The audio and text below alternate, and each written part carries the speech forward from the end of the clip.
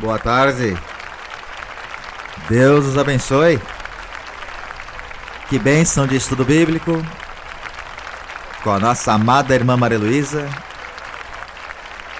Vai ser de grande bênção para todos. Amém, irmãos?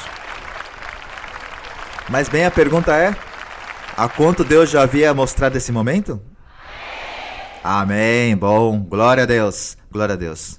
Isso é o lindo de sermos guiados pelo Deus que fala a Bíblia, um Deus vivo, um Deus que queremos surpreender, mas é sempre Ele que nos surpreende, porque Ele já nos contou, Ele já nos falou, Ele já nos revelou.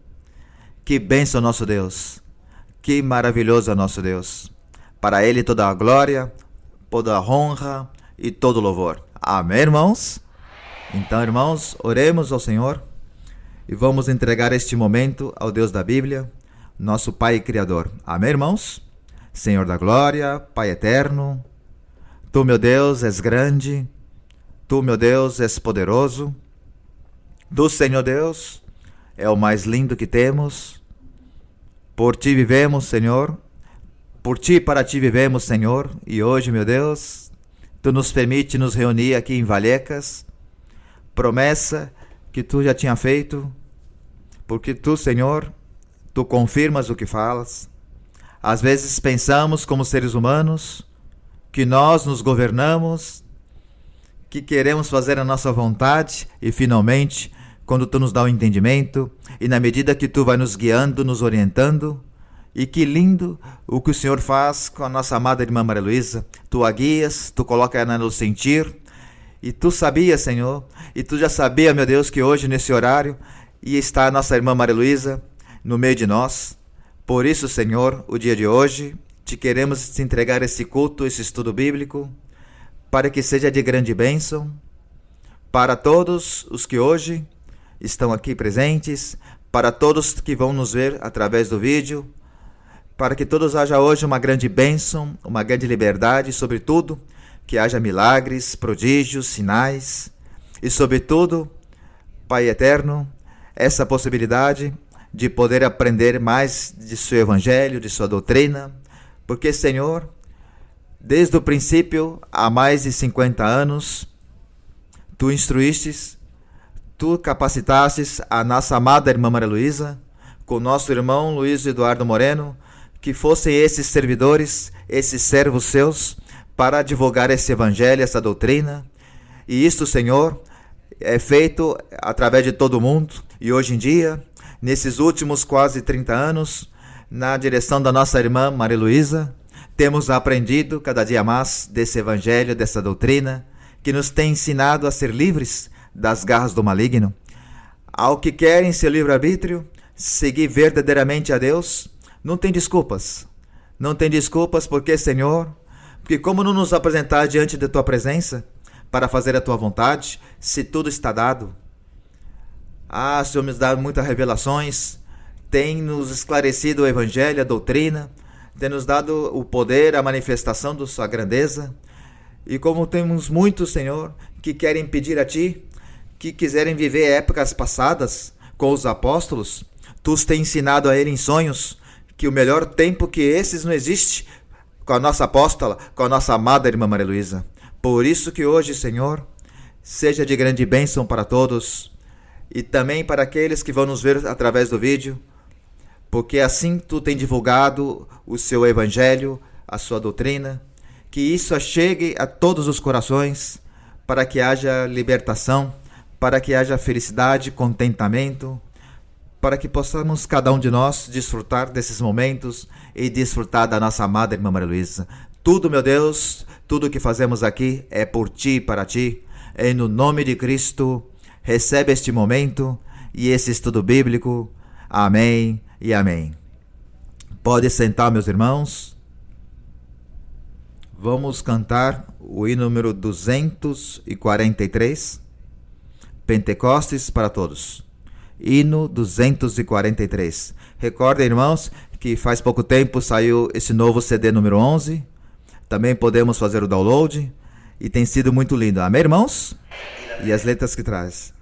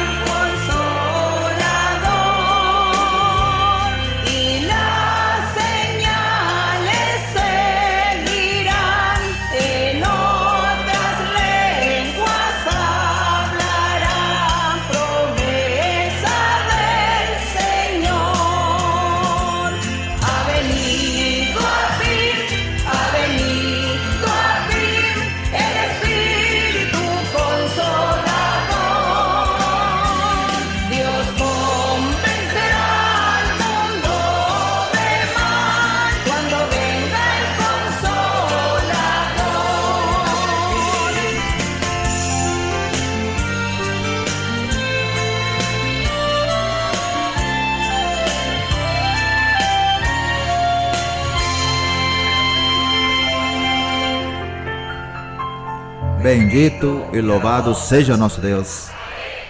Bem-aventurado os que podem entender o Evangelho, a doutrina. Bem-aventurado o que deseja que Deus o use. Bem-aventurado o que quer fazer a vontade de Deus. Bem-aventurado aquele que se submete a Deus. Bem-aventurado seja todos nós que temos a lucidez. Se necessita lucidez para identificar esses espíritos imundos que submetem o mundo inteiro, porque o mundo está governado pelo maligno e os submete às suas concupiscências, os seus desejos e prazeres, para não fazer a vontade de Deus.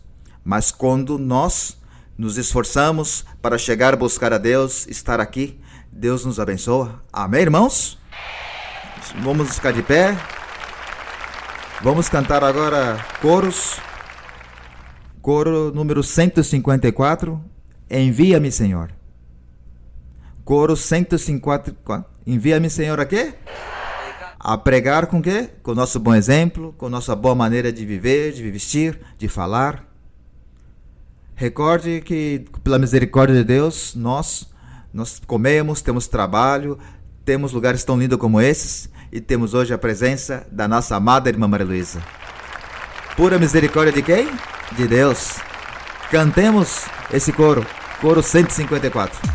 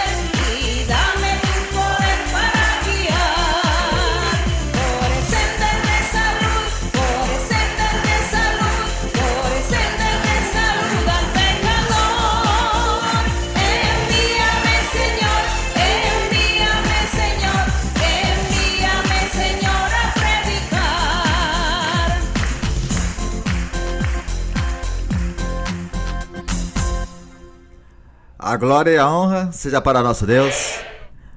Para que pecar? E para isso temos a grande mestra, uma grande mulher, uma varoa de Deus, nossa amada irmã Maria Luísa. A deixo agora com vocês. Deus os abençoe.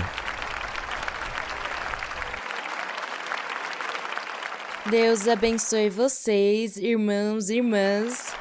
Que felicidade! Que felicidade estarmos aqui.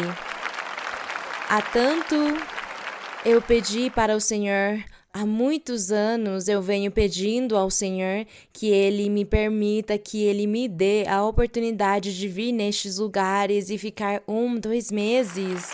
Mas esses são desejos que estão há anos em mim e o Senhor ainda não tinha me permitido. Porque a igreja cresceu tanto e há tantos lugares agora que é difícil para a capacidade humana. Mas como o nosso Deus está em todos os lugares, olhando para nós, nos ouvindo, Ele conhece os nossos pensamentos, portanto, Ele está lá e Ele exige que cada pessoa, que cada ser humano louve Ele e busque Ele, invoque Ele, louve o nome dEle. E agora, graças à modernidade, à tecnologia, aos meios de comunicação, aos meios sociais, como a internet, Graças a isso, podemos todos estarmos perto. Todos estamos perto, estamos próximos como seres humanos. Então, como será com Deus, que está em todos os lugares? Ele é tão grande que ele cobre o universo inteiro. E Deus, Ele abençoa e Ele merece que nós honremos Ele, que o glorifiquemos. Ele merece que nós valorizemos tudo que Ele faz por nós, os milagres, os prodígios que o Senhor faz, que nós valorizemos tudo isto, valorizemos Ele ter nos trazido aos caminhos dEle e Ele estar nos mostrando o caminho reto por onde temos de andar. Isto, nós temos que agradecer a Deus todos os dias da nossa vida. E todos os dias da nossa vida devemos separar um tempo para fazer uma leitura da Bíblia e meditar em Deus e agradecer a Deus sempre. Vocês podem sentar, irmãos. E é assim como hoje estaremos meditando. Eu gostaria também de cumprimentar todos os irmãos e as irmãs que estarão assistindo este vídeo, este estudo bíblico, que será metade ensinamento, metade estudo bíblico. E gostaríamos de cumprimentar todos vocês com muito carinho daqui de Madrid, na Igreja de Vallecas. Que Deus abençoe todos. E vamos abrir a Bíblia em Eclesiastes, no capítulo 1. Vamos meditar aqui no capítulo 1 de Eclesiastes, rapidamente. Eclesiastes, no capítulo 1, diz assim, a palavra do Senhor diz: palavras do pregador, filho de Davi, rei em Jerusalém. Aqui está falando o rei Salomão. Diz: vaidade de vaidades, disse o pregador. Vaidade de vaidade, tudo é vaidade.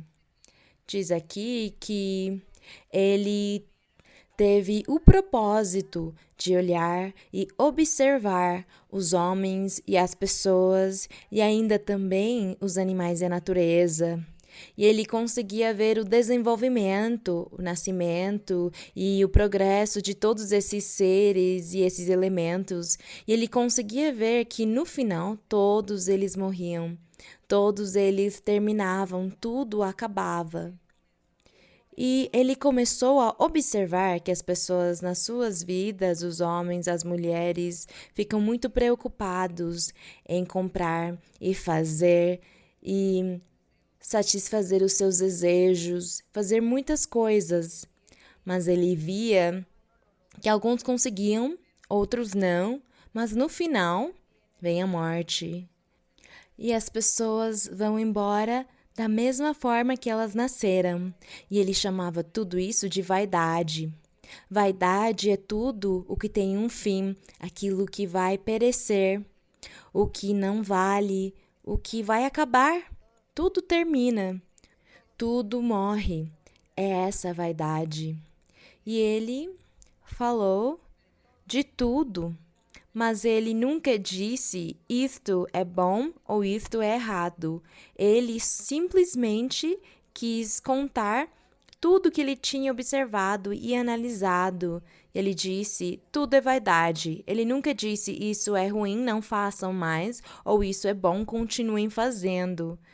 Ele simplesmente pensava, filosofava sobre todas as coisas que ele observou e deixou para os outros, para os seres humanos, para os leitores julgarem e analisarem e que cada um, no seu próprio pensamento, decidisse o que fazer, se fazer ou não as coisas, fazer o que é bom ou não fazer o que é bom.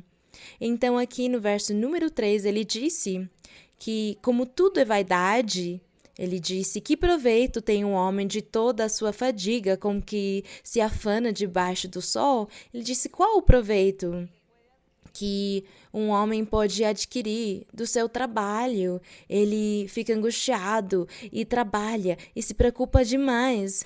Diz aqui no 4, uma geração vai e outra vem, mas a terra sempre permanece. Ele via que tudo isto era vaidade, que as pessoas elas nascem, elas crescem e depois elas morrem. E qual é o afã, qual é a correria pela qual o homem tanto corre atrás na vida? E no final de Eclesiastes nós temos uma conclusão, porque este livro de Eclesiastes fala de um assunto só, tem 12 capítulos, se eu não me engano, isso, 12 capítulos, até o capítulo 12. E para conseguir entendê-lo, há de se ler inteiro. E a conclusão de tudo está no capítulo 12, no verso 9. Mas nós agora estamos lendo no capítulo 1, no verso 5, onde diz: sai o sol, põe-se o sol e se apressa a voltar ao lugar de onde se levanta, e é assim o tempo todo, todos os dias. O 6. O vento vai para o sul e gira para o norte. Continuamente vai girando, e seu giro revolve o vento de novo. Então ele está dizendo que isto acontece no dia a dia. Esta é a rotina. Então, qual é o afã? O que há de melhor do que estas coisas? Eu acho que há uma coisa nova, uma coisa melhor. No verso número 7, todos os rios vão ao mar, e o mar não se enche. Ao lugar do qual os rios vieram, ali voltam para correr de novo. E é isso mesmo, porque as nuvens fazem esse trabalho, elas recolhem novamente a água, purificam-a e depois a devolvem. Então diz aqui que tudo vai e volta e é assim o tempo todo, e isso chama vaidade. O 8. Todas as coisas dão cansaço, mais do que o homem pode expressar. Os olhos não se fartam de ver, nem os ouvidos de ouvir, e ele tem toda a razão, isto é verdade. O 9. O que foi é o que há de ser, o mesmo que será, é o que ele disse. O que foi é o que há de ser. Por quê? Porque o que foi morre, mas volta novamente. Do que foi, deixou uma semente. Aquilo que foi, deixou frutos, deixou uma descendência. E é por isso que depois volta e continua acontecendo a mesma coisa. Então, o que foi é o que há de ser. E diz aqui, o que fora feito, o mesmo que se fará. E nada há novo debaixo do sol. E é verdade isto que o proverbista estava dizendo. Vocês podem ler os versos 10 e 11.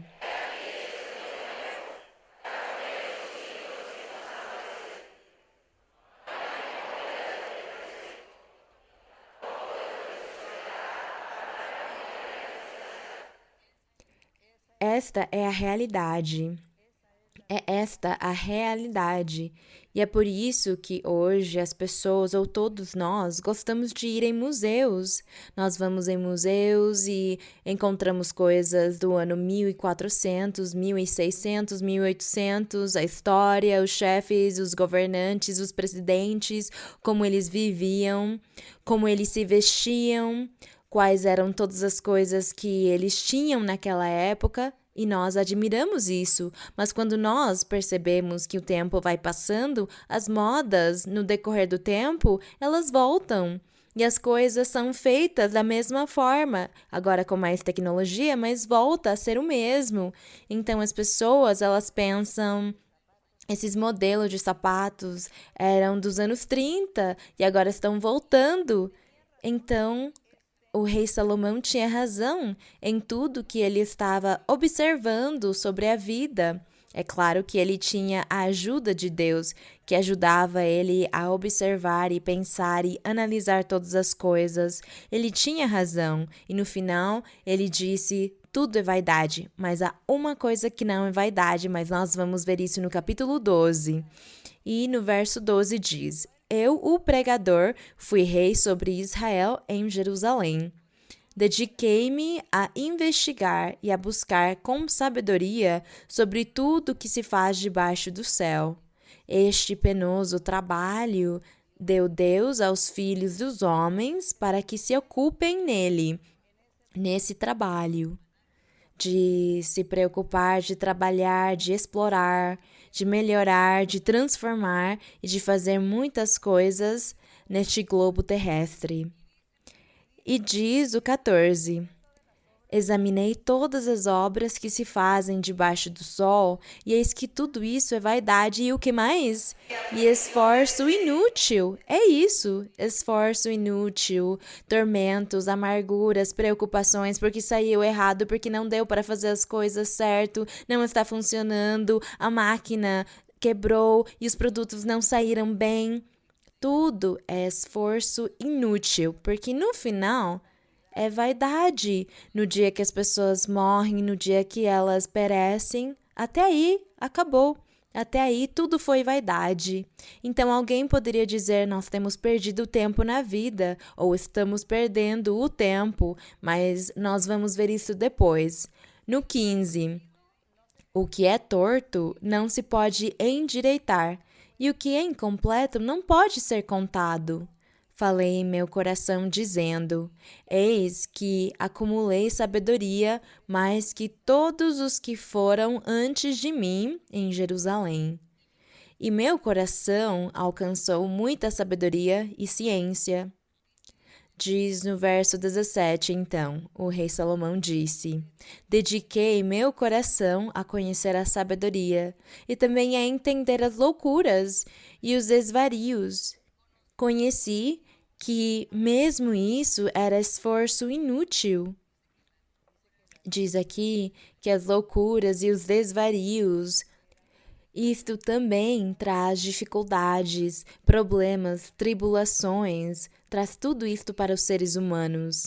O verso 18. Porque na muita sabedoria há muita tristeza, e quem aumenta a ciência aumenta a dor.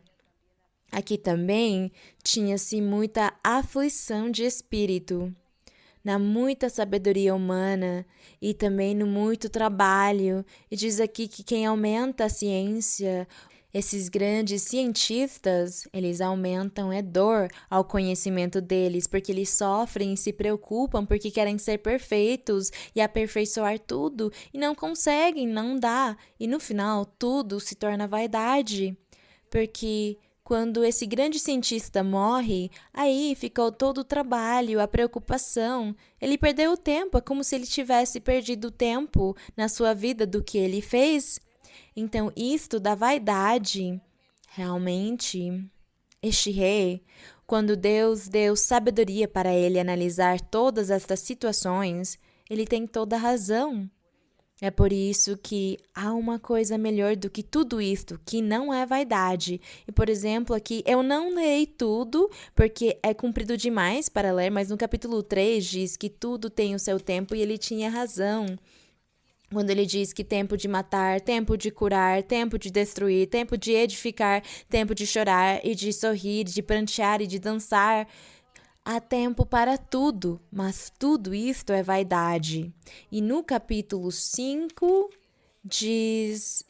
fala sobre a pessoa insensata que faz promessas, votos sem pensar, fala sobre a vaidade da vida, sobre os pobres, que acontece o mesmo com o pobre do que com o rico. Os dois morrem, os dois podem adoecer. O mesmo acontece com o rico e com o pobre, quer dizer que o rico, mesmo com todo o seu dinheiro, não poderia evitar ter uma doença dolorosa e incurável, que isto podia acontecer com ele mesmo com todas as suas riquezas. Então, o proverbista, ele disse: tudo isto é vaidade. Se o homem parar para pensar em tudo que ele faz na vida, é vaidade, mas há uma coisa que é tão importante fazer e que não é vaidade, e é o único que pode satisfazer realmente o homem. Então, eu disse para vocês que Eclesiastes fala sobre um assunto só.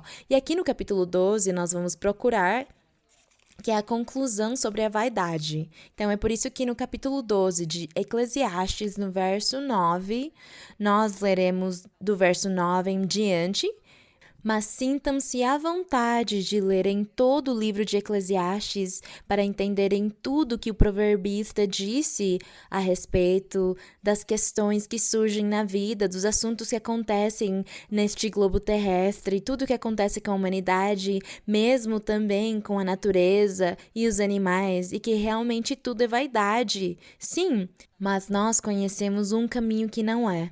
Diz no verso 9: E quanto mais sábio foi o pregador ou o rei, tanto mais ensinou sabedoria ao povo, e fez escutar, e fez esquadrinhar, e compôs muitos provérbios. Procurou o pregador achar palavras agradáveis e escrever retamente palavras de verdade. As palavras dos sábios são como grilhões, e como cravos fincados são as dos mestres das congregações, dadas por um só pastor.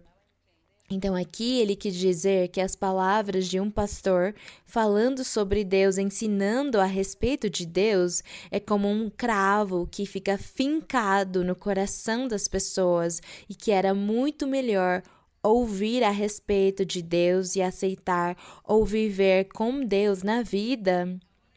Diz no 12: Agora, filho meu, além disso, está sobre aviso. Não há limite de fazer muitos livros, e o muito estudo é fadiga da carne. A conclusão de todo o discurso ouvido é esta. Leiam, irmãos, no verso número 13, a conclusão. A conclusão de todo o discurso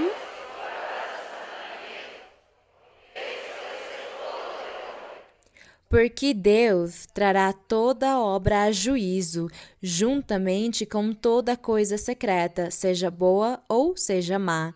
Isto quer dizer que nós, na vida, passamos por todas essas coisas de vaidade, porque tudo é vaidade. Mas, se nós seguirmos o caminho do Senhor e fizermos a vontade de Deus, porque diz aqui que temos que guardar seus mandamentos, diz aqui que isso é o dever de todo homem, e isto não é vaidade, porque depois da morte, aquele que seguiu o caminho do Senhor receberá uma vida eterna, uma vida de felicidade e triunfos, uma vida que não é mais vaidade, é uma vida que vale a pena continuar vivendo. É esta a conclusão. Quando vocês lerem todo o livro de Eclesiastes, vocês não vão ficar confusos, vão entender tudo certo, porque o proverbista, ele não explica se as coisas são certas ou erradas, ele só explica tudo que é feito e pronto, e ele diz tudo isso é vaidade para os seres humanos quando eles não têm o conhecimento de Deus. Se um homem ou uma mulher não tem de Deus, é vaidade tudo que eles fazem na vida, porque eles não conseguem desfrutar de tudo. Porque se eles morrerem sem Deus, lá na vaidade, pereceu o seu nome, será esquecido. E o mais lindo é que os seres humanos que Deus colocou dentro do globo terrestre louvem Ele e guardem os caminhos de Deus, porque isto é o único que não é vaidade, porque quando a pessoa morrer, ela continuará a viver após a morte. Que a honra e a glória seja para o nosso Deus. Tomara que o Senhor nos ajude. Tomara que Deus nos ajude para conseguirmos valorizar os seus caminhos, a sua palavra, as suas promessas, para que nós possamos compreender que nesta vida nós temos de lutar pelo pão, pela comida, pela roupa, mas são coisas temporárias, porque nós estamos aqui só por um tempo, porque na verdade nós estamos caminhando até chegar na vida eterna. A honra e a glória seja para o nosso Deus. Agora sim, é com vocês. Vocês podem fazer as suas perguntas. Que Deus continue abençoando a senhora grandemente. Irmã, seja bem-vinda. Todos queremos expressar para a senhora que amamos muito a senhora e que desejamos que Deus permita que a senhora possa ficar conosco por muitos dias aqui. Irmã, eu gostaria de fazer uma pergunta que achamos no livro de Provérbios, capítulo 27, versículo 23. Em Provérbios, capítulo 27, verso 23, sim? Posso ler? Sim, irmão. Provérbios 27 e 23 diz: Sê diligente em conhecer o estado de tuas ovelhas e olha com cuidado por teus rebanhos. No primeiro lugar, eu gostaria de perguntar para a senhora se esse versículo pode se aplicar hoje em dia para o trabalho dos pastores e dos servidores da Igreja do Senhor, no primeiro lugar. Além do mais, junto com esse mesmo versículo, eu gostaria de perguntar para a senhora ou comentar que o Senhor me permitiu conhecer várias congregações e ver a forma de trabalhar de diversos pastores, e eu percebi que todos têm um jeito diferente e uma forma diferente para tratar seus crentes. Alguns deles são mais carinhosos, outros são um pouco mais distantes, todos fazem seu trabalho muito bem, mas é diferente em cada um.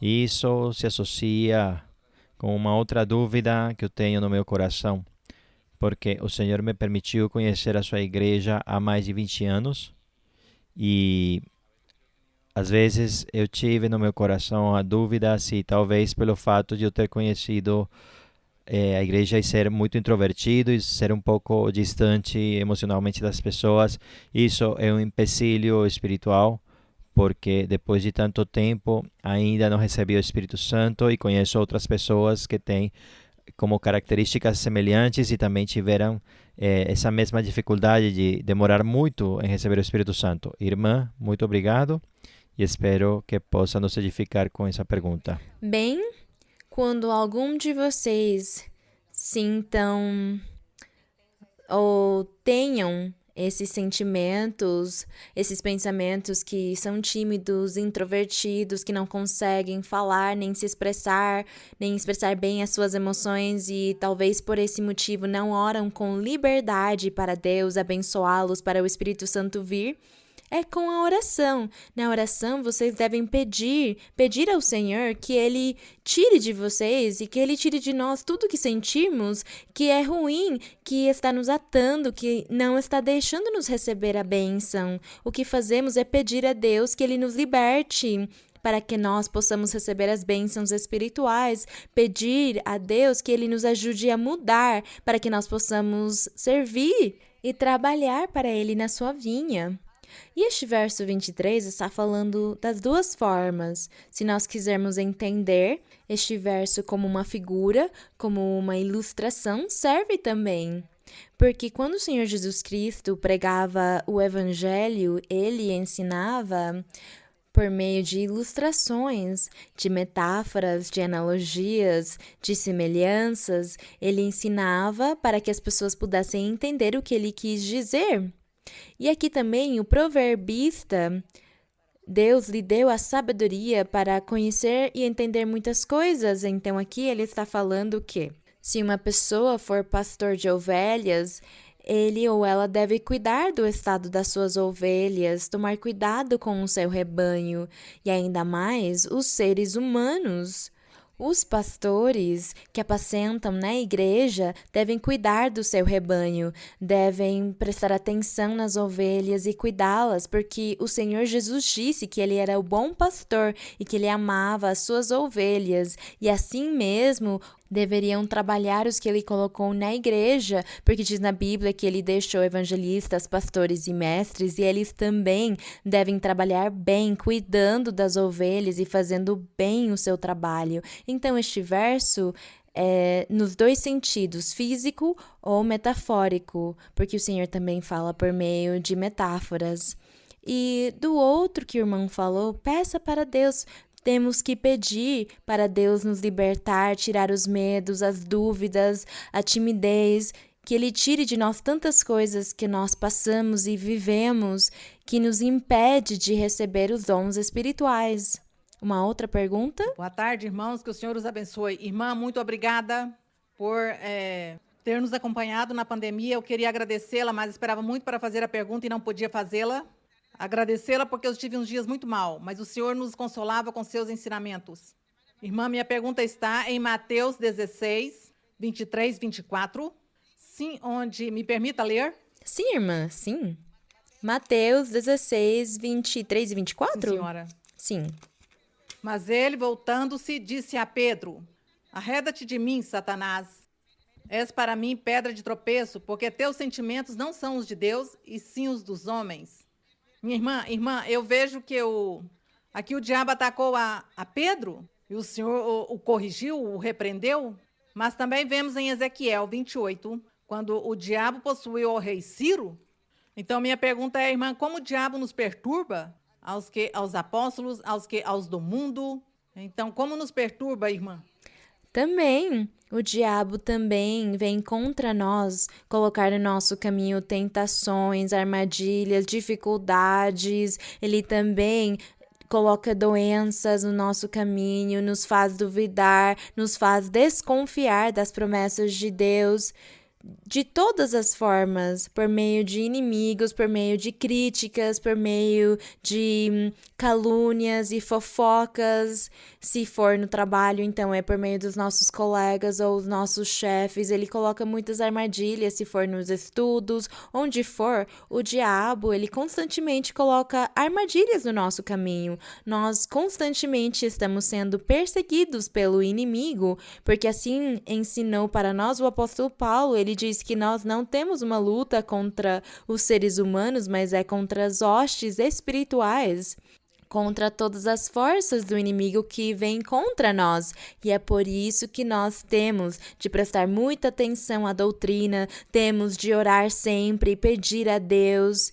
E nós também não podemos deixar que o inimigo coloque coisas ruins no nosso coração para que desagrademos a Deus. Ele faz por meio das tentações, dos pensamentos ruins, onde nos faz desconfiar e duvidar de Deus. Temos de evitar isto, pedindo constantemente em oração. E vamos seguir em frente, porque Deus, Ele nos ajuda. Ele vai nos ajudar quando Ele vê que o inimigo está nos perseguindo muito. Ele nos ajuda no que nós não conseguimos resolver ou quando há coisas contra as quais não podemos lutar. Irmã, Obrigada, boa irmã. tarde. Vamos seguir em frente. Quero fazer-lhe uma pergunta sobre a maturidade espiritual. Se a igreja está preparada como seres humanos para aceitar a vontade do Senhor Jesus Cristo? Se a igreja está preparada como seres humanos para aceitarmos a vontade, nós temos de aceitar a vontade de Deus o tempo todo. O tempo todo nós temos de refletir no Senhor, aceitar a vontade de Deus, cumprir a palavra de Deus, obedecê-lo, aprender a doutrina dele, ler muito a Bíblia, mudar também as nossas maneiras e a bagunça, o desordem que há na nossa vida, porque nós refletimos o que há dentro de nós em casa, na família, no vínculo da família, no nosso papel dentro do nosso lar. Às vezes nós explodimos e deixamos aparecer tudo o que somos. Dentro do lar, a família fala para as pessoas: você vai na igreja, então por que você tem tanta raiva? Por que você fica bravo o tempo todo? Por que você se altera? Por que você briga e discute? Por que você fala palavrões? Por que você faz coisas bagunçadas e erradas? Por que você age assim? Você não vai numa igreja? Você não diz que Deus fala com você? Então por que você faz isso? Por que você tem uma vida tão bagunçada dentro da nossa família? Porque é aí onde a família, aqueles que não vêm na igreja, veem esse mau testemunho. E todas essas coisas nós temos de abandonar e deixar, porque nós estamos aprendendo a doutrina de Deus e estamos ouvindo Deus nos admoestar. Então temos de mudar, e é isso que faz que nós comecemos a amadurecer espiritualmente. Mas a maturidade espiritual não vem pela idade, mas vem por aplicar e praticar as coisas, o conhecimento de Deus, a ação de fazer a vontade de Deus é onde nós começamos a perceber a maturidade espiritual de uma pessoa, como ela pensa, como ela age, como a vida dela é santa diante de Deus. É isso, a maturidade espiritual, é um processo contínuo. Todos os dias da nossa vida, nós estamos progredindo. Tomara que nós estejamos progredindo na direção certa na nossa vida espiritual, que a cada dia nós sejamos melhores e não fiquemos estagnados num só lugar, mas que nós estejamos caminhando sempre para agradar a Deus. Vamos com uma outra pergunta. Irmã Maria Luísa, boa tarde, que Deus abençoe. Irmã, queria fazer uma pergunta da Bíblia, porque na igreja, muitas vezes, nós recebemos pessoas que vêm da denominação católica, cristã, evangélica, inclusive muçulmanos e também judeus. E sempre tem uma dúvida que está em 1 de Coríntios, no capítulo 13, versículo 9 e 10. Me permite ler, irmã? Sim, 1 de Coríntios. Capítulo 13, versículo 9 e 10. Porque em parte conhecemos e em parte profetizamos. Mas quando vier o que é perfeito, então o que é em parte ficará fora de uso. Muitas pessoas, quando vêm dessas denominações, sempre falam que tudo é bonito na igreja, sempre tem essa pergunta, e dizem que na Bíblia as profecias se acabarão. Antes diz em parte. Acabarão quando vier o perfeito, é o que diz aqui, não é? Diz, porque em parte conhecemos e em parte profetizamos. Mas quando vier o que é perfeito, essa parte da profecia acabará.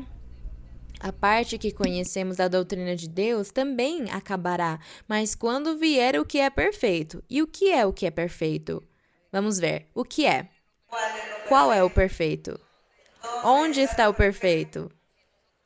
Se nós ainda estamos na via de perfeição, quando vier o perfeito, é lá na vida eterna, não aqui.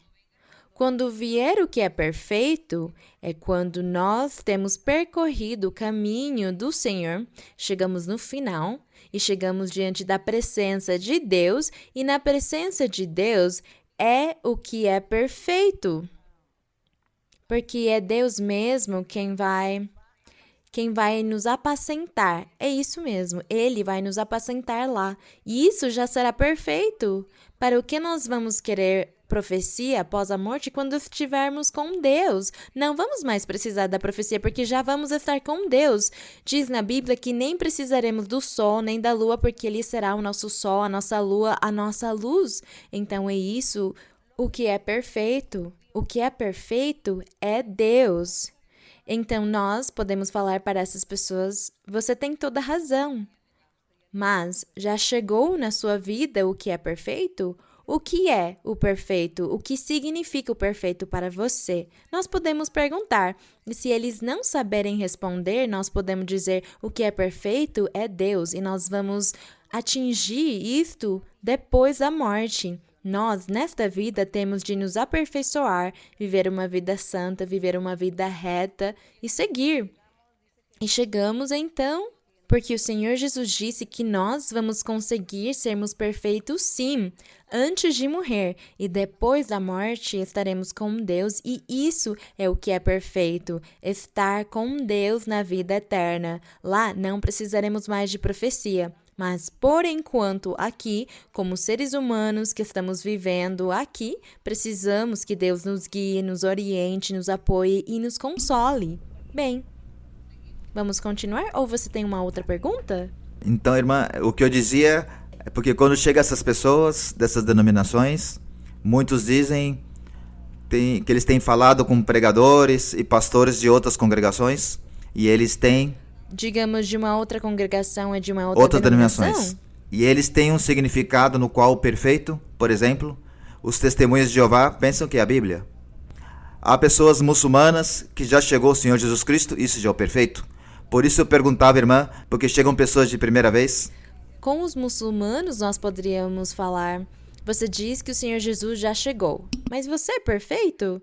Você é perfeito porque você disse que se o Senhor Jesus chegou, nós já estamos vivendo perfeito. Mas você é perfeito? Olha ao seu redor. O que está acontecendo nos jornais? As guerras, os roubos, os homicídios, etc. Isso parece perfeito para você? É isso que nós poderíamos dizer para eles. Nós poderíamos dizer não. Não vamos discutir questões de doutrina quando nem você mesmo entende. Se você realmente é uma pessoa que ama e valoriza a Deus, então ora. Ora e pede para Deus te revelar e você verá que Deus vai te revelar. Mas é claro, você precisa ser sincero, porque se você não for sincero e fizer com orgulho e arrogância na sua alma, Deus nunca vai responder. Mas se você for humilde na hora de perguntar para Deus, Deus estará te falando e te revelando a verdade. Não se preocupa. E eu te aconselho que, se você quiser viver experiências formosas, como as que eu vivo na minha igreja, eu te convido para viver. E depois você pode julgar, mas te convido primeiro para que você possa ver as coisas tão lindas que nós vivemos na igreja hoje. É a única forma que nós podemos falar com essas pessoas, convidando-os para participarem, para que eles depois possam julgar. E eles vão embora felizes. Muitas pessoas chegaram assim na igreja e no final elas acabam chorando. Quando Deus fala com elas choram e dizem realmente Deus está neste lugar. É o que as pessoas falam. E é essa a verdade, porque é o Senhor quem está se manifestando neste lugar, o nosso Deus. Bem, irmão? Bem, sim? Vamos continuar? Vamos continuar. Boa tarde, irmã Maria Luísa. Tem uma pergunta sobre o livre-arbítrio. Se Deus criou a Lúcifer, seu anjo favorito, e ele já de antemão sabia que ele ia querer seu trono, por que o deixou continuar? Se isso tem relação com nós, seres humanos, que temos também esse livre-arbítrio, ele nos deixa continuar como uma prova para nós? Isso não é da nossa conta. Nós não temos que saber nem muito menos perguntar para Deus o porquê. O Senhor, Ele não permite que nós o questionemos. Nós temos de respeitar a vontade de Deus. Deus, Ele fez assim as coisas e nós não podemos ir questionar e perguntar, mas por que você fez e para o que você fez? E se você sabia, então por que você o criou? Não. Deus fez o mundo assim, a criação, o universo, ele fez tudo da forma dele e nós provavelmente algum dia na eternidade vamos entender tantos mistérios que há, nós entenderemos lá, mas por enquanto não podemos perguntar nem questionar. Temos de respeitar os desígnios de Deus. E até o pouco que nós conseguimos entender e compreender o que ele nos permite falar e perguntar para ele, nós fazemos, mas há um limite. E ainda na nossa mente, no nosso pensamento, nós temos um limite também, do qual não podemos pensar mais além do que nós temos a capacidade de pensar nem de imaginar as coisas. É Deus quem sabe a resposta. E ele não permite que nós, como seres humanos, questionemos, porque talvez nós acabemos ofendendo a Deus por causa disso. Ele simplesmente disse para nós crermos e obedecermos. Ele diz, crê e obedece. Simplesmente obedece à vontade de Deus. Como quando Jó ele falava tanto, os amigos dele tinham tantos pensamentos e julgavam Jó de tantas formas, e chegou uma hora em que Deus fez tantas perguntas para Jó e disse, se você sabe tanto, então responde essas perguntas. Onde estava o granizo e a neve? Onde estavam todos os grandes mistérios? Você sabe? E Jó disse, não vou abrir a minha boca, Senhor, porque eu não sei nada. Não posso te responder, porque eu não sei nada. O Senhor fazia perguntas bem difíceis para ele. Ele disse, Senhor, eu não abrirei a minha boca, eu não sei nada, me perdoa, Senhor. Foi isso que Jó fez. Então, nós não podemos pensar nada nem bom, nem ruim, nem pensar além do que nós não sabemos. Porque se Deus sabia se o diabo ia ser seu inimigo, por que ele o criou? Não, isso não é da nossa conta e nós não devemos questionar isso diante do Senhor. Essas são coisas de Deus que são respeitáveis. E sobre o livre-arbítrio, o Senhor disse que ele criou o homem, o ser humano, com livre-arbítrio. E nós praticamos esse livre-arbítrio todos os dias da nossa vida. Todos os dias da nossa vida, alguns trabalhamos, outros estudamos, alguns trabalham em casa, outros vão ao mercado, outros caminham pela rua, outros viajam. Bem, há tantas coisas, eu acho que nós, os seres humanos, somos como formigas que vão e vêm, cada um fazendo as suas coisas. É esse o nosso livre-arbítrio. Cada um buscamos a comida, trabalhamos, compramos, nos vestimos, viajamos. Bem, fazemos muitas coisas. É esse o livre-arbítrio. Para essas coisas, não precisamos que Deus fique falando conosco todos os dias o que devemos comer nem vestir. É esse o nosso livre-arbítrio que nós praticamos. As coisas profundas e misteriosas pertencem ao nosso Deus. Bem, vamos continuar? Boa tarde, irmã Maria Luísa. Bem-vinda a Madrid.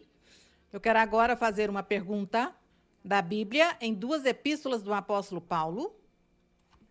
A primeira citação... A primeira passagem é em 1 de Coríntios 13, versículo 5. Sim. Diz, fala do amor, não é? Diz, não faz nada indecoroso, não busca o próprio interesse, não se irrita, não se ressente do mal. E quero relacionar com a epístola de Filipenses, no capítulo 2, versículo 4, onde o apóstolo Paulo reitera o mesmo, diz, não tendo à vista cada um apenas no que é seu, mas também cada qual no que é dos outros. E mais adiante, no versículo 19 ao 21, diz, espero no Senhor Jesus logo enviar-vos Timóteo, para que eu também me sinta animado ao saber de vosso estado. 20. Porque a ninguém tenho de igual afeição e que tão sinceramente se interessa por vós. Porque todos buscam o que é seu próprio e não o que é de Cristo Jesus. Irmã, eu gostaria de perguntar-lhe, vemos aqui como o apóstolo Paulo destaca a sinceridade de Timóteo e elogia essa caridade que ele tem. Para que você, irmã, nos esclareça e nos ensine, para que nossos corações tenham este amor que tinha o apóstolo Paulo, que diz que ele não buscava nos crentes nada, senão que buscava fruto neles, e tinha um profundo amor para cada um deles.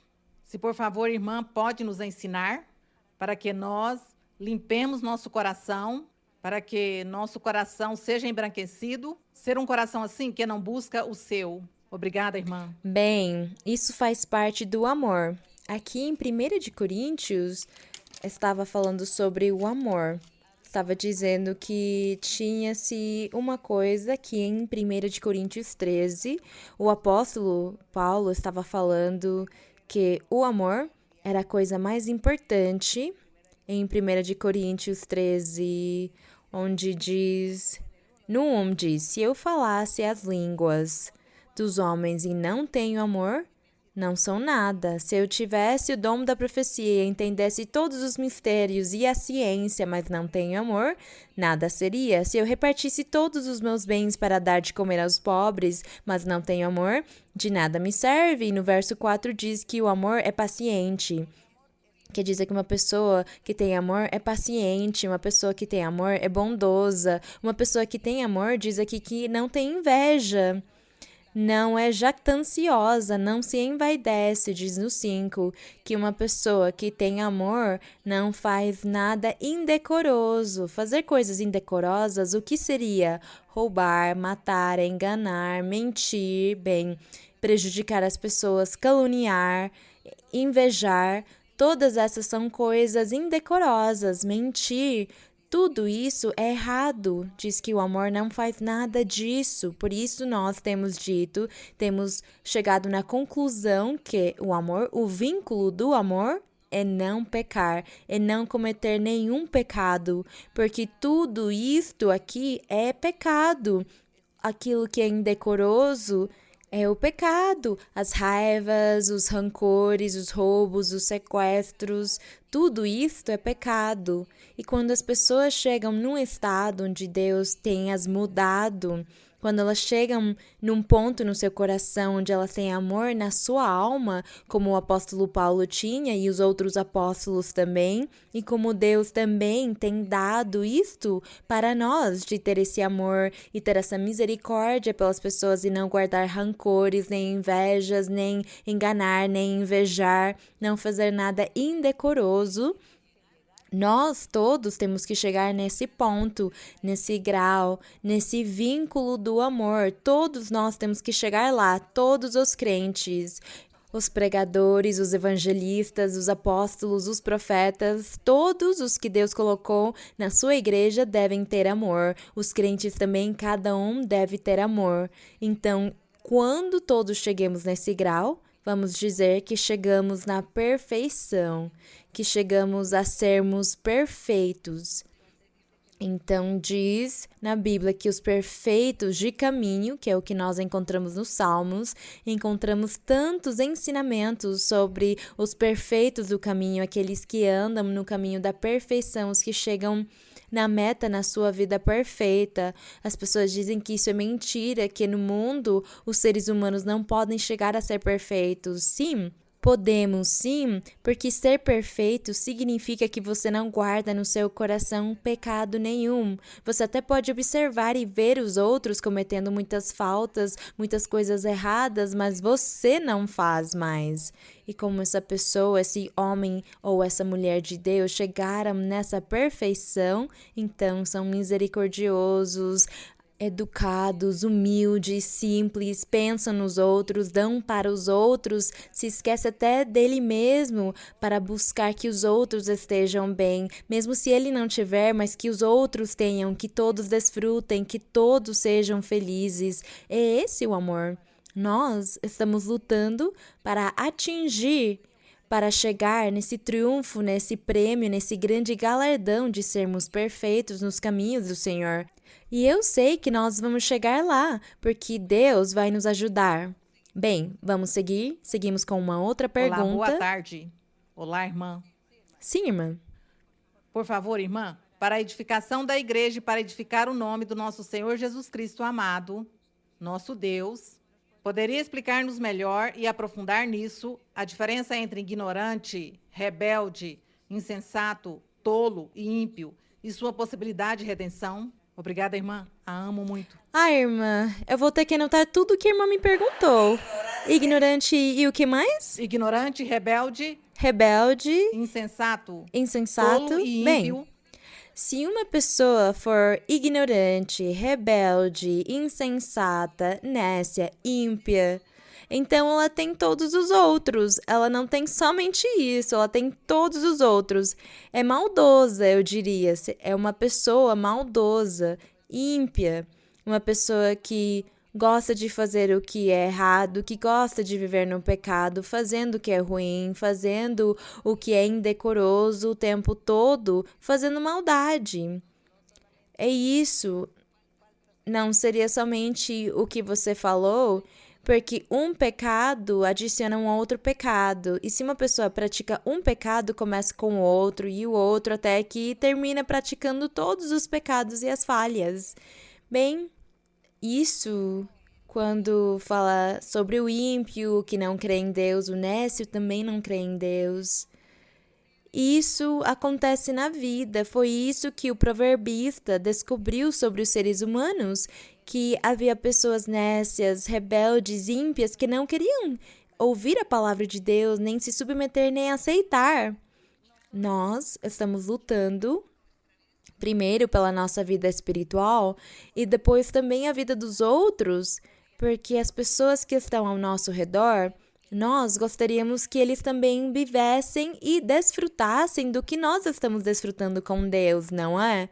Então, as pessoas que estão ao nosso redor, se talvez entre eles estão esses rebeldes, esses nécios, esses insensatos, nós falamos com eles de Deus, damos bom exemplo, mas se eles não querem nada, então eles se afastam de nós e nos deixam.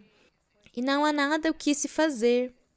Mas a nossa luta é ajudar as pessoas que são próximas de nós, parentes, vizinhos, amizades, colegas de estudo, de trabalho, as pessoas próximas de nós, que eles, vendo o nosso exemplo, o nosso bom testemunho, perguntem: quem é você e onde você vai? E aí nós podemos falar para eles sobre Deus. E se eles falarem: eu estou sofrendo, eu tenho pobreza, estou passando por doenças, então nós podemos falar: eu te convido para vir na minha igreja, para Deus falar contigo, para que Deus faça um milagre na sua vida, para que Deus te cure, para que Deus arrume a sua situação. É isso o que nós dizemos para essas pessoas que a irmã fala. Nós temos que dar exemplo para eles. Alguns vão aceitar, outros não. Uns vão acreditar, outros não. Mas nós seguimos fazendo o nosso trabalho.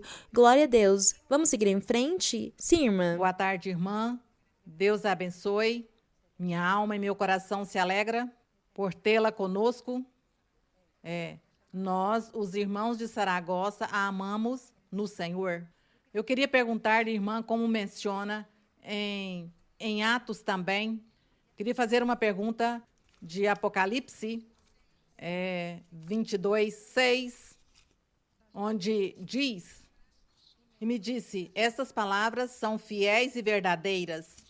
E o Senhor, o Deus dos espíritos dos profetas, enviou seu anjo para mostrar a seus servos as coisas que devem suceder em breve. Então, minha pergunta é a seguinte, irmã: quem era o anjo do Senhor Jesus? Quem era o anjo? Bem, qualquer anjo, porque o Senhor tem milhares. Ele tem milhares de anjos ao serviço dele. Então, entre todos esses milhares, qualquer um deles foi o que ele enviou para que falasse com João e dissesse que tudo que ele tinha visto era uma amostra do que Deus fará no futuro e que ele estaria revelando isso aos seus servos, aos profetas, sobre tudo o que estaria acontecendo, o que vai acontecer no mundo, e especialmente na igreja, porque o Senhor disse que ele deu os profetas, junto com os evangelistas e os profetas e os apóstolos e os mestres e os pastores, ele disse que todos eles são para o aperfeiçoamento da igreja, para que a igreja se aperfeiçoe, para que as pessoas deixem de pecar, para que elas aprendam a doutrina de Deus, para que o Espírito Santo se manifeste em cada um e tire o pecado de cada um, e que eles sejam perfeitos diante de Deus. Então, é por isso que o Senhor deu esta revelação maravilhosa para João, todo o livro de Apocalipse.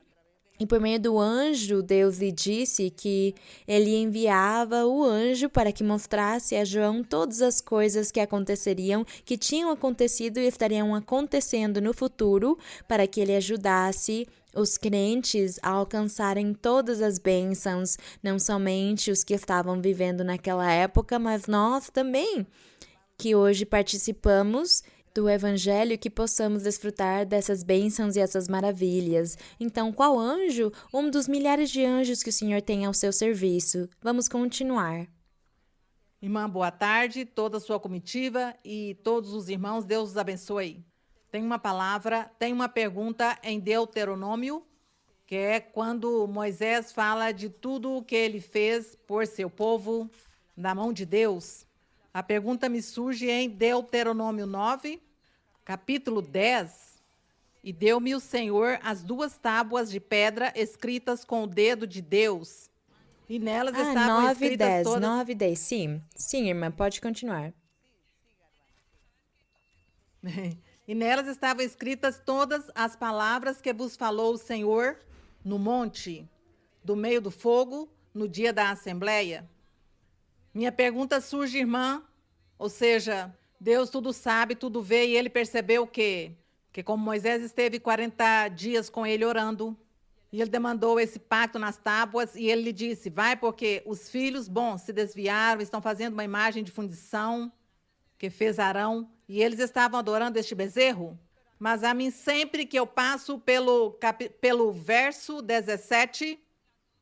e diz, então tomei as 2 tábuas e as arrojei de minhas mãos e as quebrei diante de vossos olhos.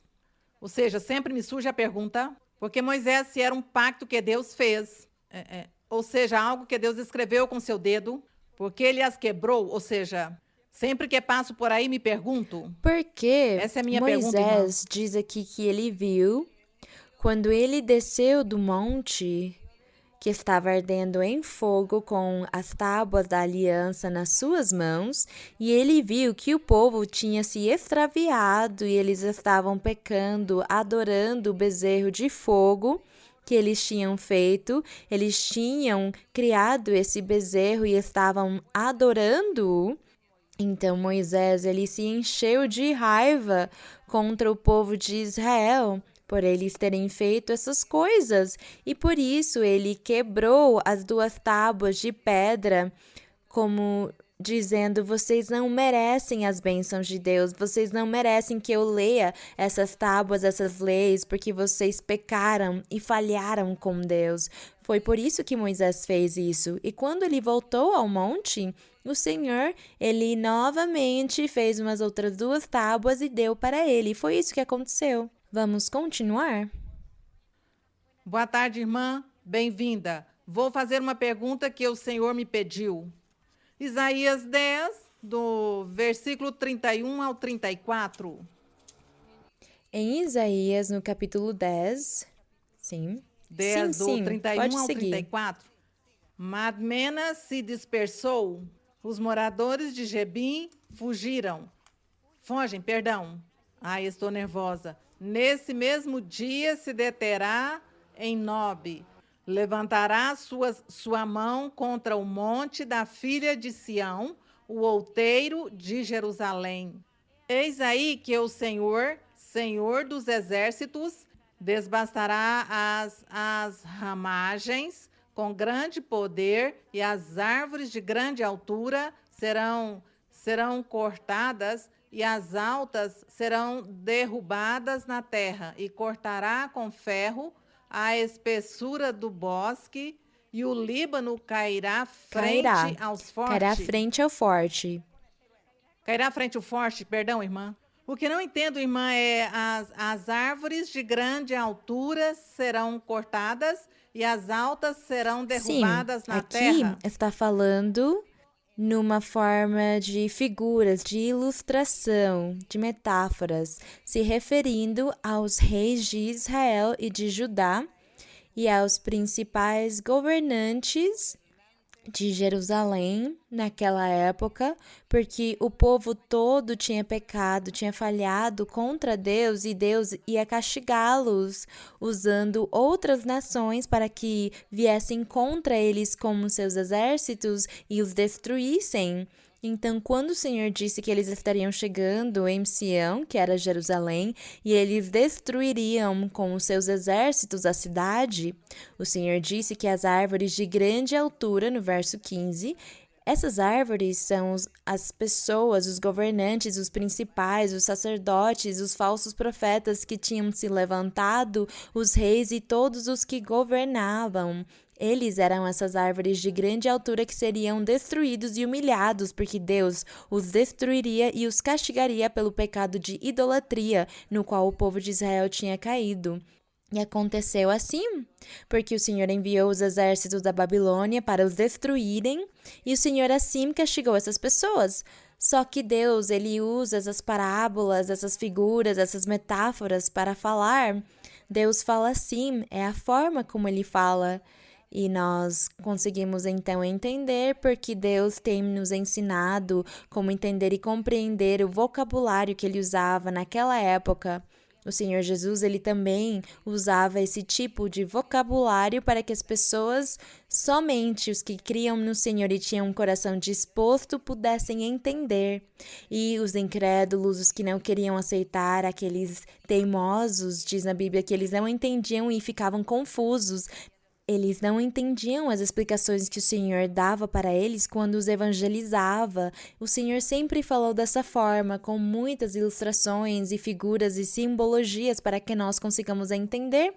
Hoje também ele, Senhor, nos fala por meio de visões e sonhos, por meio de símbolos. Às vezes nós sonhamos que estamos pescando, ou que estamos no meio do mato, ou sonhamos com ovelhas, pássaros, serpentes, e essas são figuras, são pessoas. A inveja, por exemplo, de alguém, ou coisas que vão acontecer no nosso dia a dia com as pessoas. Por isso, quando tivermos sonhos com animais, aranhas, tarântulas, serpentes, é o inimigo, é o diabo quem colocará pessoas que virão contra mim. E ele nos mostra para que nós possamos orar diante dele. Ele fala assim conosco por meio de ilustrações. Bem, vamos continuar com a última pergunta de hoje lá? Sim, irmão. Boa tarde, irmã. Boa tarde, irmãos. Isso é uma promessa de Deus cumprida no dia de hoje. Minha pergunta está em Provérbios 18, 22.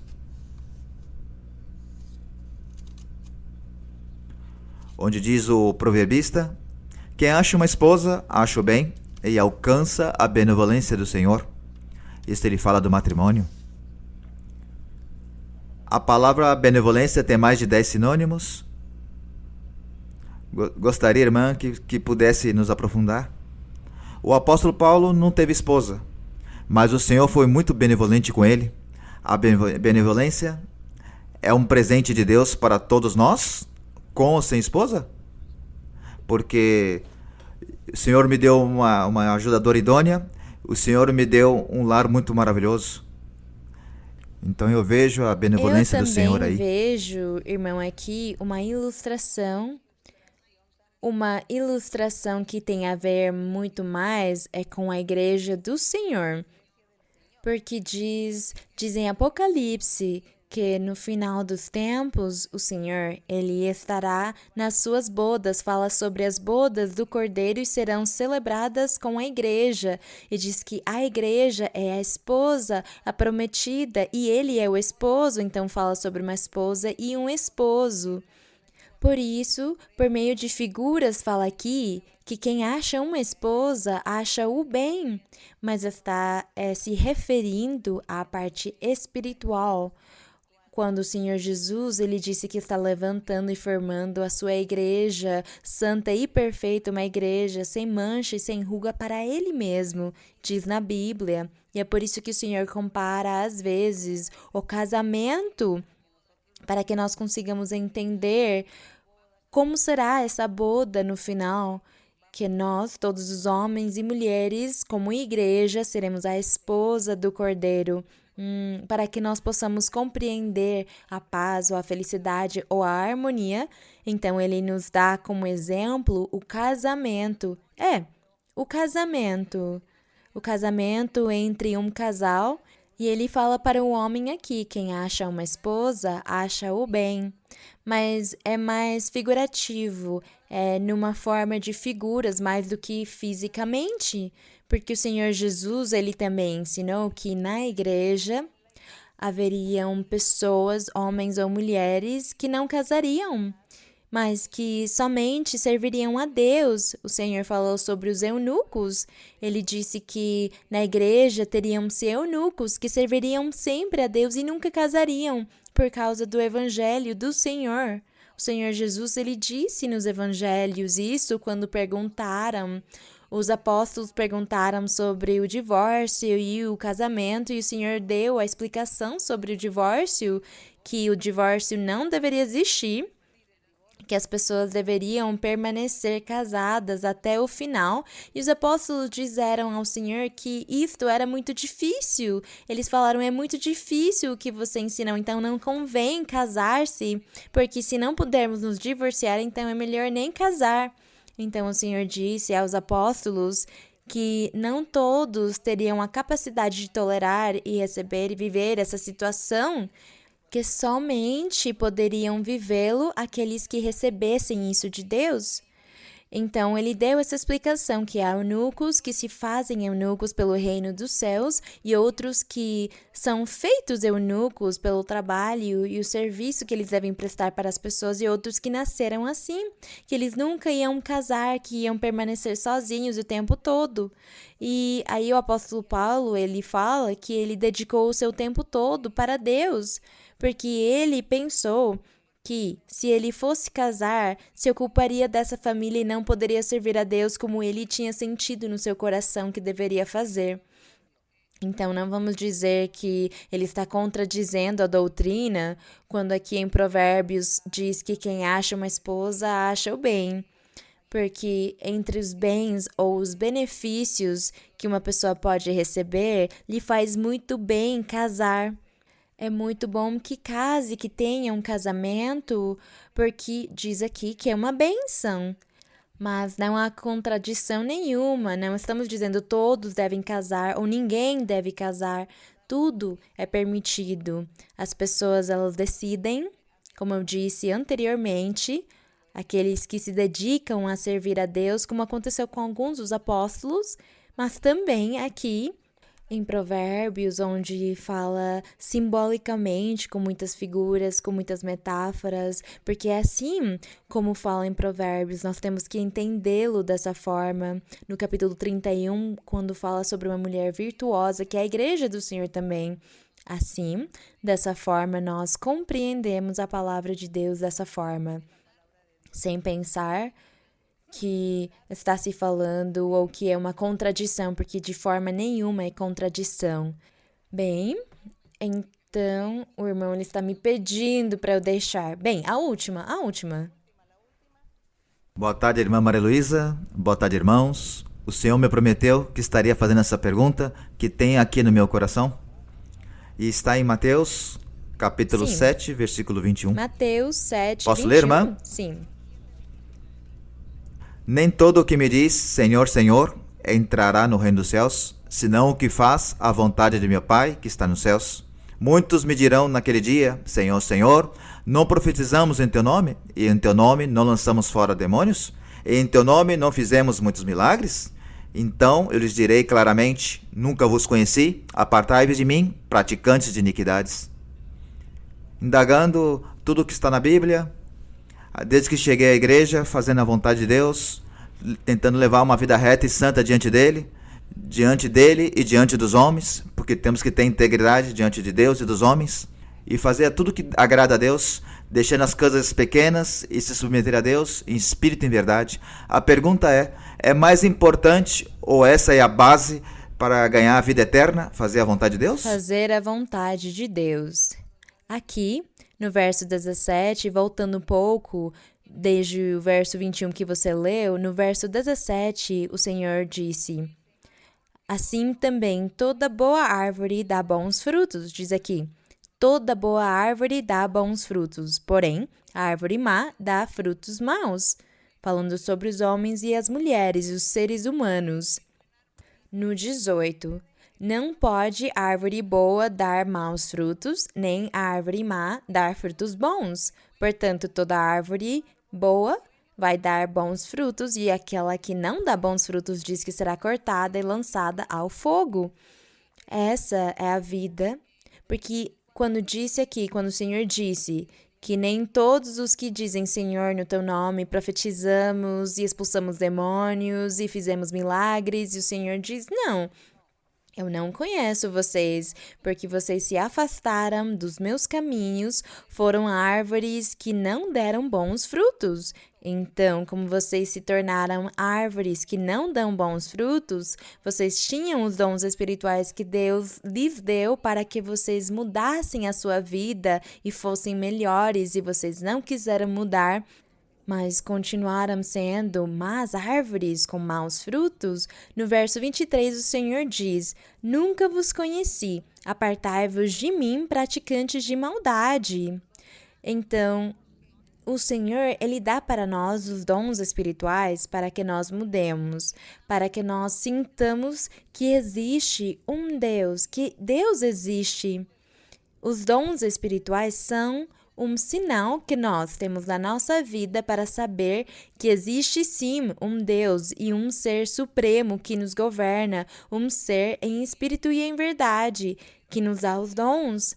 Mas as pessoas que recebem os dons espirituais, talvez nesse momento que recebem, não são perfeitas. Talvez elas tenham fraquezas, erros, talvez fazem coisas erradas. Mas o Espírito Santo, ele vai ajudando na sua vida espiritual para que você possa mudar. Vai passando o tempo, Deus dá oportunidades e as pessoas devem mudar para o melhor. E se as pessoas não mudarem para o bem, para as coisas que são melhores e forem pegas de surpresa pela morte, essas pessoas vão se perder. Deus tirará delas a salvação, porque é aí onde ele diz: nunca vos conheci, apartai-vos de mim. O que isso significa? Que se Deus nos dá os dons espirituais, isso não garante que nós já ganhamos a vida eterna. Não. Os dons espirituais são para nós crescermos a cada dia, mudarmos e chegarmos um dia a sermos perfeitos. É para isso que servem os dons espirituais, para nos convertermos em árvores que dão bons frutos. E se não for assim, o Senhor fará isto aqui, porque vamos nos tornar uma árvore com frutos maus por não ter nos arrependido, nem mudado, nem vivido uma vida melhor. Deus vai cansar, Ele vai se enraivecer conosco e vai nos rejeitar, vai nos descartar e nós vamos perder a nossa salvação. Isto aqui é um aviso para nós não ficarmos confortáveis. Nós temos que mudar. Se você gosta de falar mentiras, muda, não mente mais. Há pessoas que elas gostam de mentir e constantemente elas mentem. E elas dizem uma mentira tão facilmente, é como um espírito que entrou dentro delas que mente. E eu não sei se a pessoa sabe que ela mente. Talvez ela percebe sim. E ela diz que tem os dons e diz que tem o Espírito Santo, mas fica mentindo o tempo todo, engana as pessoas. Então, ela tem que se arrepender, tem que mudar, porque se ela não mudar, Deus vai rejeitá-la um dia. É isso que acontece. Bem, irmãos e irmãs, nós vamos orar ao nosso Deus, vamos agradecer ao Senhor, vamos nos despedir e também vamos estar colocando a nossa fé e a nossa confiança no Senhor, pedindo ao Senhor pelas doenças, pedindo ao Senhor também pelos problemas de bruxarias, de feitiçarias. Vamos pedir ao Senhor pelos problemas das ataduras, das correntes, para o Senhor quebrar todas as ataduras e as correntes. Que o Senhor, Ele possa cumprir os desejos do coração, que o Senhor cumpra os nossos anseios, as nossas petições, que Ele nos ouça. Cada um de vocês estará orando conforme a sua necessidade. Peçam acima ao Senhor, peçam. Não duvidem, porque se vocês duvidarem, não receberão o benefício do Senhor. Vamos estar agradecendo ao Senhor e também vamos nos despedir. Santo Pai, Pai Celestial, Eterno Deus, Criador dos céus e da terra, nosso Deus, que vive e reina pelos séculos dos séculos. Bendito e louvado seja o teu nome. Te agradecemos, Senhor, pela nossa vida. Te agradecemos pelo pão de cada dia, por nos sustentar. Te agradecemos porque nos guardas e nos proteges do mal. Porque nós estamos andando com a tua mão poderosa, porque os teus olhos olhem para nós, porque tu estás nos ouvindo, estás nos ajudando, estás nos guardando e nos guiando. Te agradecemos, Senhor, por se preocupar tanto conosco. Bendito Deus, recebe a honra, a glória e o louvor, o meu Senhor. Nós te agradecemos pela tua misericórdia, pelo teu amor, pela tua palavra que é santa, pelas tuas bênçãos. Te agradecemos pelo respaldo que estás dando para a igreja no mundo. Te agradecemos, Senhor, pelas revelações, pelos sonhos, pelas visões. Te agradecemos pelas profecias. Te agradecemos porque tu estás te mostrando diante de nós, porque te revelas a nós, porque nos ensinas e nos dás sinais da tua existência para que não duvidemos, para que acreditemos, para que confiemos em ti a cada dia que se passa e sejamos firmes e consigamos prestar atenção na tua presença, fazendo o bem, fazendo e cumprindo os teus mandamentos. Te agradecemos, Pai Celestial, no nome glorioso de Jesus Cristo, teu Filho amado. Nos apresentamos diante de ti, Senhor, para pedir a tua misericórdia, para pedir, Senhor, que estendas a tua mão que cura sobre todas as pessoas que estão doentes, sobre todos nós, Senhor, sobre os nossos corpos que têm decadência física. Estende a tua mão e cura todas as doenças. Cura e liberta e tira todas as doenças incuráveis, todas as doenças. Tira, Senhor, todas as armadilhas do inimigo, as ataduras, as correntes. Destrói a obra do inimigo, quebra as correntes, tira as bruxarias, os feitiços. Senhor, tira todas as maldições, porque também com essas maldições vêm as doenças físicas. Senhor, limpa, liberta, tira toda dúvida, todo temor, toda desconfiança. Senhor, limpa, liberta cada um. Prospera os caminhos deles, enche-os do poder do Espírito Santo e tira, quebra as correntes, quebra as ataduras, destrói a obra do maligno, tira a inveja do diabo contra os teus seguidores. Bendito, Senhor, te louvamos, Senhor, te damos a honra, a glória e o louvor, porque tu mereces que nós te louvemos, te honremos e te glorifiquemos. Te agradecemos, Senhor, te agradecemos pelo teu amor, pela tua misericórdia, pelo teu perdão. Bendito é o Senhor, louvado e glorificado seja o teu nome. Grandes coisas o nosso Deus tem feito e é por isso que nós queremos te louvar e te honrar pelos séculos dos séculos. Aleluia. Poderoso é o meu Senhor, glorioso é o Senhor, grande é o Senhor, digno de supremo louvor. Bendito Senhor, o Deus de Israel. Aleluia. Poderoso é o Senhor. Te agradecemos, Senhor, no nome glorioso de Jesus Cristo, teu Filho amado. Pedimos, Senhor, que tu desças com poder e que limpes os corações e tires as armadilhas, as ataduras, as manchas. Quebra todas as correntes do maligno e tira os sofrimentos e as amarguras das pessoas, Senhor. Liberta, limpa, cura, Senhor.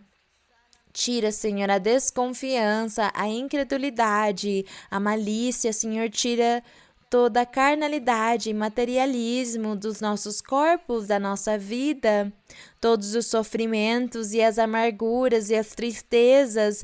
Quebra as correntes. Bendito Deus, te agradecemos, Senhor, te agradecemos pelo teu amor, te agradecemos pelas tuas bênçãos, pela tua misericórdia, pela tua palavra que é santa. Bendito seja o Senhor, poderoso é o nosso Deus onipotente. Te agradecemos, ó Senhor Santo, te agradecemos, Rei Santo e Justo, te louvamos. Glória a Deus, glória ao Todo-Poderoso, aleluia, glória ao meu Senhor.